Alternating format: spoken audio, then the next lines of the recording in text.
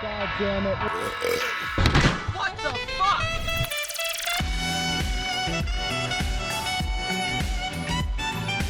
Oh! Holy shit!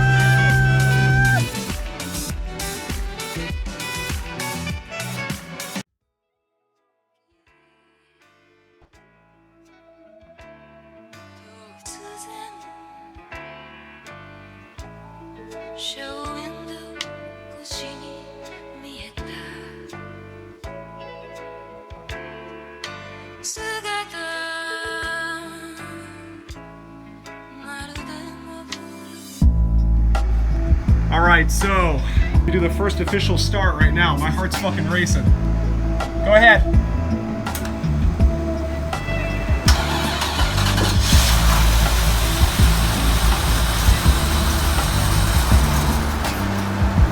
What do you think, bad gas? Bad gas. Well, it ran. It didn't knock.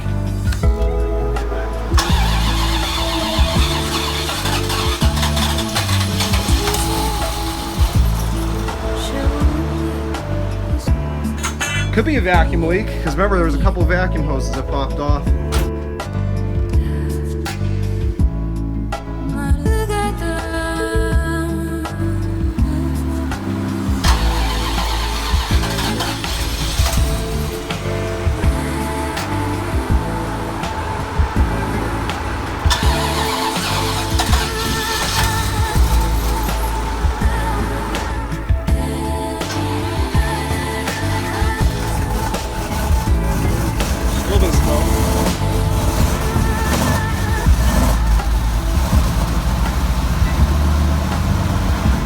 What's that mean?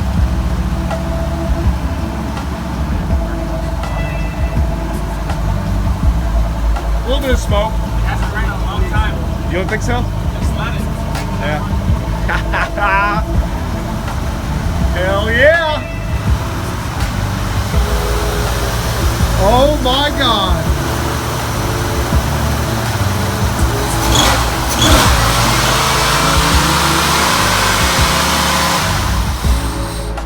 Well, that did it. Oh, it did? I was gonna say. That's okay though, right? That might be just from the light. Yeah, because there was water in it. Sounded good, man, right? How's this? Is this normal? Maybe just gotta clean out the valve. Yeah. Sounded good, man, right? Yeah, I didn't hear anything. I didn't hear anything knock or anything. You didn't think it was. You guys didn't think it was going to stay running. No, I didn't. You thought the ECU was going to be shot. Totally submerged Cadillac Allante, known for having so many electronics, is running and smooth. We don't even have a check engine light. There's no check engine light. Huh? Yeah, oil pressure's high. Look at all the shit's coming on. AC works. Oh my God.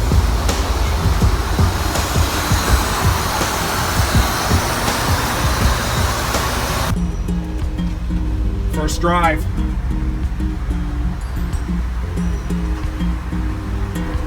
Am I clearing everything over here?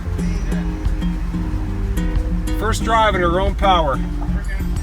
No shit, look at the windshield. Oh damn, I'm close to that. Can you guys check the fear? I'm close. Am I good to go straight back? Yeah, you could. All right. Falling helplessly. There's just one solution. Am I clear? I'm gonna clear it, right? Yeah, I'm good. Oh, the classic brake light came on, as they all do. ABS.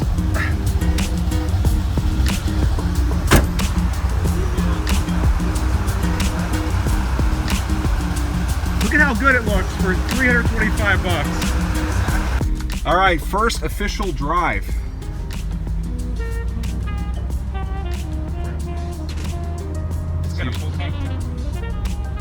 Well, that was at half before. I think the gauge is probably wonky.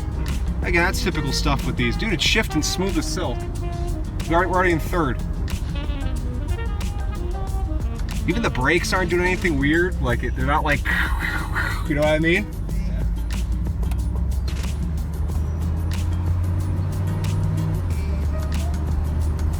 This thing drives better than half the Allantes I've driven, and they're well maintained. Unbelievable. Fucking blinkers work. Isn't that cool? Get on her a little bit. Dude, it's got some power.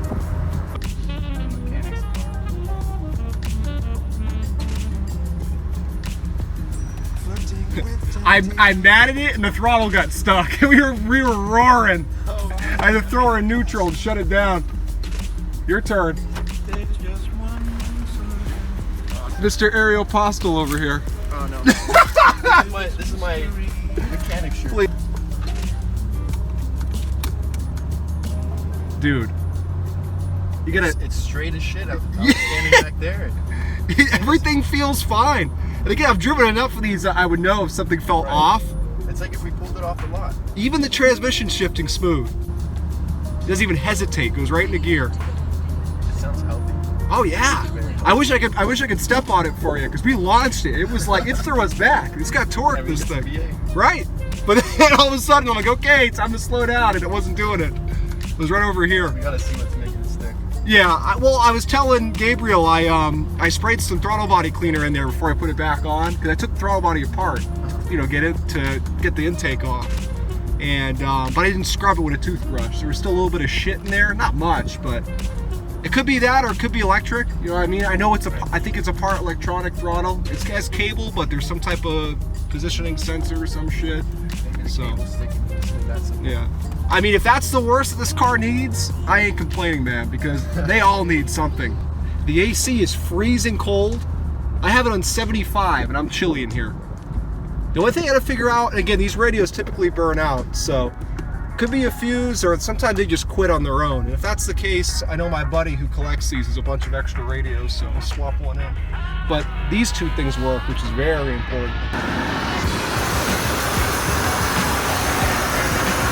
Sounds good to me. Damn. Insane. Insane. Well, guys, there you have it. The $325 Titanic Cadillac Allante that was completely submerged in water. Water all inside the engine. Without these two guys, I couldn't have done it. But we got all the water out, new plugs, and an oil pan gasket, and that was it. So I didn't even spend $100 on materials. Spent way less than that, and we have this thing running perfectly. And you can see there's no more smoke. There was water in the exhaust, and we remembered that because we had to take down part of the exhaust to get the oil pan down. There was a bunch of water in the exhaust. So the water is out of the exhaust. Now you can see it is running perfectly. There was no smoke, there was no misfire. Perfectly. The only light we have on the dash is the very typical ABS light on these cars, so that's not a big deal. And oil pressure gauge is a little wonky, which is typical on these. They do run a lower oil pressure than most cars. That is known with the Allante, kind of like an old 350. Temp gauge is spot on. Voltage gauge, spot on. Fuel gauge is a little wonky, but everything works with the exception of the radio. Just goes to show you, don't be afraid of a flood car so long as you do your due diligence and you buy it at a price where it's almost impossible to get hurt. And that's what I did here. And you can see we're running smooth as silk. Thanks for watching. Keep an eye out for more Copart videos. You guys know I am always buying Copart cars, and we're always getting damn good deals on this channel, right? Hell yeah. All right, so just wanted to show you guys, my girlfriend and I are now driving the Allante all night. It's been flawless. We just took it on the highway. We're doing 75, 80, smooth as silk, oil pressure strong, engine runs cool. There was no water in the gas tank because the gas gauge is wonky because it kept saying full and half tank. And I went to the gas station, we put in 17.5 gallons. It basically was dead empty.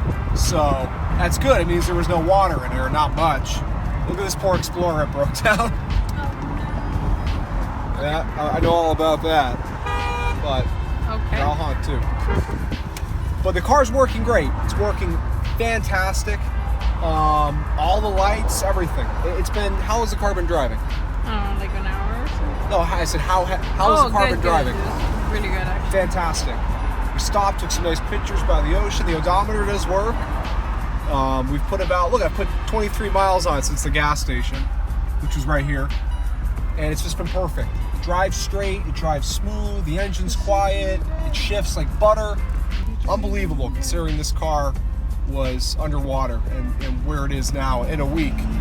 And again, it's not like I worked on it for a week straight. You know, when I had time and when my buddies had time, we worked on it. And again, just look. That's the blinker, by the way. It makes that noise if you're wondering. But and again, I've driven quite a few Allantes. This thing drives better than most I've driven. Considering the circumstances, that's unbelievable. So, couldn't be happier. Can't wait to continue to enjoy this car. If I didn't say it already, this is not a flip vehicle. And they already had a lot of new parts on it when I got it, and now it's got new spark plugs, got new wires. So this car really is pretty much fully tuned up. It's an Allante that I can just drive and enjoy. And again, like I mentioned, the brake light always comes on these for the ABS system, but the brakes are functioning very well. They're not making any, noises. It stops well. It's just a typical thing these cars do. Generally, you do a brake fluid flush, and that gets that light off. So it's probably something I'll do soon. It's good with the Allante is to change it every year or two because the system's very sensitive to older fluid. It was more an issue with the 87 through 89 Allante, but again, I'll do it. I'm only into this car now for what? Bought the car for $325. With fees, everything comes out close to $600, and that's shipped to my door. And then I'm gonna have to pay the state of Florida $300 so they can inspect the vehicle, which it's gonna pass because for a flood car, as long as it runs and drives, it's good. So this will pass. It's gonna be a $300 rebuilt title fee. And that puts me at what?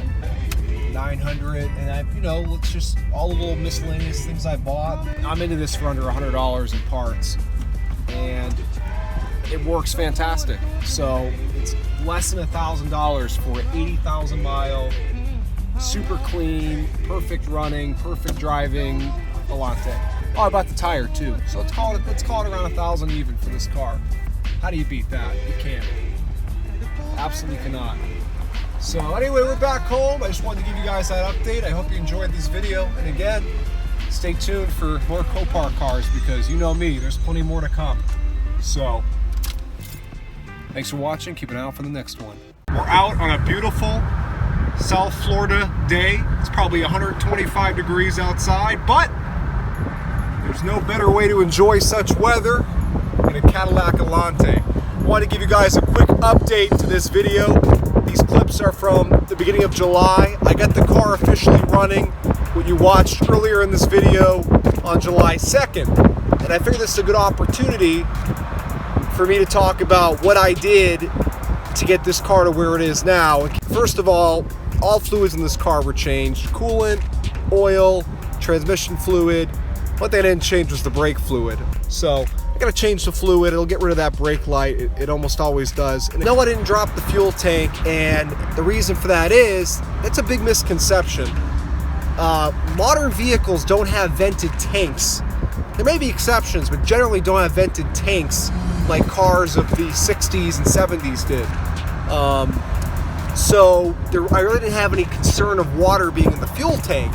And sure enough, I was right. You heard me earlier in the video. This thing almost had an empty tank. And judging on the fact this car was completely underwater, it had water getting into the tank. It would have been full of water, So we never had a problem with, when I first started the car at the beginning of the video, there's a number of factors that could have led it to have difficulty starting. The gas could have been bad, you know what I mean? But you saw that once we got it running, it was running fine. It wasn't missing, it wasn't anything. You know, I put new spark plugs in the car, they're not fouled. I put new wires in the car. That was all before starting it. And sure enough, you know, shortly after that I did those clips of the car running for the first time, I took it to a gas station, filled it up, and it never ran bad before. It doesn't run bad now. It runs perfectly smooth. The gas gauge is totally gonzo in this car. Sometimes it reads, sometimes it doesn't. Right now it says there's no gas, but I know there is. I just gassed it up the other day, filled it up. What I've been doing is just constantly putting gas in the car, just in case there is any water in that tank. You know, I'll use maybe 4 gallons of gas and top it off again. So anyway, aside from that, the car runs fantastic. Again, it really was a best case scenario. I did not expect that outcome at all when I bought this car. I figured it was probably going to be a parts car. You can see we're on the highway right now, and it just goes no problem. It is smooth as silk. So the things I had to buy for the car, I mentioned it in the video a little bit. Spark plugs, AC Delco wires. I also bought a Felpro gasket for the oil pan. I bought a new oil pan drain plug gasket because that one was kind of the little rubber bits were starting to break off of it. So I think that was like $2.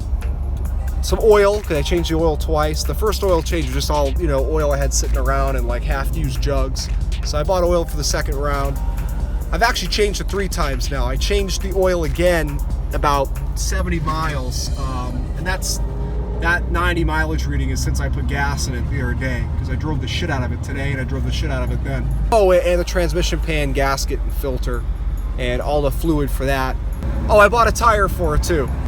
That tire on the front passenger side was gone. Copart, they must have ripped it, because you look at the old pictures I found. Actually, when the car arrived at Copart, it had air in all 4 tires with their lot photos, but when I got there was a big gash in it, not fixable. Like a hole, as if someone like punched a hole through the thing. Not sure if the forklift did it or what, but so I bought a tire for the front. With this thing, you know, rebuilt, titled, everything. Total investment's gonna be under $1,000 for an Allante that is pristine. And remember, this car has a brand new top. This is what it came with. I didn't do any of this. Brand new top. It has a new alternator. It has I almost said fuel pump. I'm thinking of another car I just bought recently. And a bunch of new parts under the hood. The new top alone is very expensive, and it's in immaculate condition. And now it has a nice tune-up because I changed the plugs, the wires, you know, the gaskets, so it doesn't leak any oil. It's like a brand new car for under $1,000. I don't give a shit what the title says. If it says rebuilt or clean. Obviously, it affects resale. I'm no idiot. I've been selling cars for years, but I'm not selling this car. And I know for a fact, even if I wanted to, I would at least double my money, because you cannot touch a Series 2 Allante. You know, most often, sometimes you'll get a steal of a deal, but you know, the market price for a Series 2 low mileage Allante, even with the flood title, would sell for at least $2,500. If it was a clean title, it'd be $5 all day long. So anyway, that's the scoop. I'm gonna pull in here and do some shopping, but I hope you guys enjoyed this video, and keep an eye out. There'll be plenty more Copart buys, and I also bought some other car, so you'll see soon. Thanks for watching. Keep an eye out for the next one. Your love don't resist me for your need, and I'm so bad.